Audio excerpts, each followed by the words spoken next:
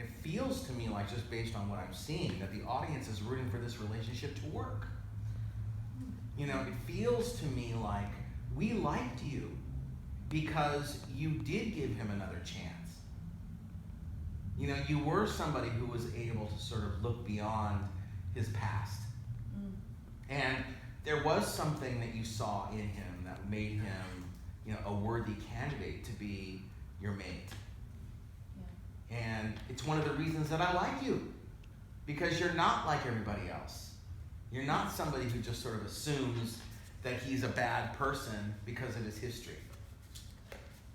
Would you agree with that? Yeah, yeah.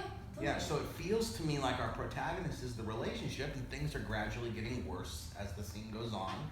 And on your end, you know, we also like you because you're not sort of making an assumption that she's just some princess, you know, who is superficial and is going to sort of assume that I'm like evil. But the more that you can play it that way, the more it's going to be shocking that you can't believe these words are coming out of her mouth. That makes sense? Yes. Yeah, so, and I would agree, it feels to me like the pressure of the family has sort of gotten to you. And yeah. Almost like you were like, he's a good guy, he's a good guy, he's a good guy, telling everybody. And then at the first chance, when somebody saw an opportunity to sort of tarnish him, they took it, and then you already have been trying to sort of subvert and push down any fears that maybe, you know, he could be evil or bad or whatever, and then suddenly, you know, it's true. Everything you feared is true. It did happen, and he did, you know, attack my grandfather, you know, when in fact he probably didn't. You know, if I was to make a guess, there's going to be a major apology down the line from you to him for treating him this way. Oh, you mean after the later? I'm saying in another scene, if I was to make a guess, my guess would be that you have made a major mistake, you know, by accusing him of this. You know, and you want to be, you know, very sort of, you know, what's the word I'm looking for? Uncomfortable, nervous, tense, like not just, don't be like your family. You know, you're sort of the exception, where it was like, I'm giving him another chance, but he's proven me wrong. So I can't believe that I did this. Does that make sense? Yeah. So did you pick an emotion? I was maybe anger, anxiety, and like. Which one, anger or anxiety? Anger more. Anger? More. Uh-huh. But I mean. And your objective was what? I guess I was not sure basically, but it's just to figure it out, did he really did it or not? Uh-huh. Like. Well, you could have to figure out like whether or not he did it. It could also be to figure it out, like meaning trying to figure out how I could be so stupid. Yeah. To figure out how I could have missed it. You know, all those things you could be figuring out or trying to figure out. You could also use an objective like to not lose it. You could use to keep it together, to stay calm. Those are all good objectives as far as emotion goes. I mean, I feel like my fear would be that if you have an emotion like, I mean, again, anger could work.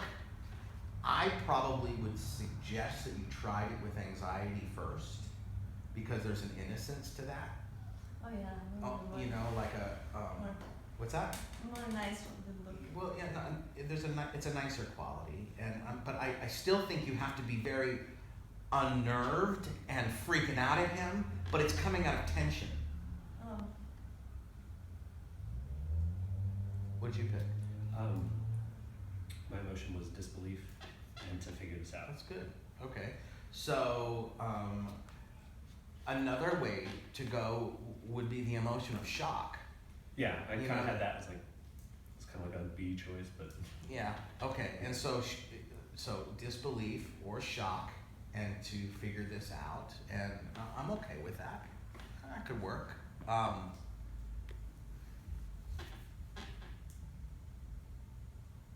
Yeah.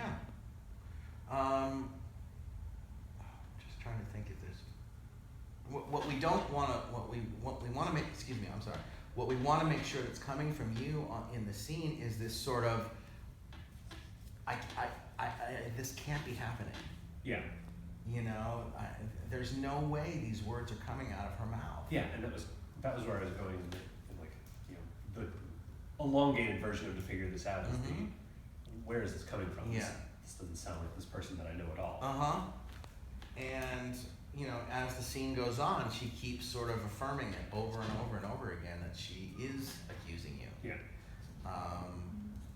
So let's try it again with this in mind, and you don't have to stand. Oh. If you want, you can just do it seated if you like.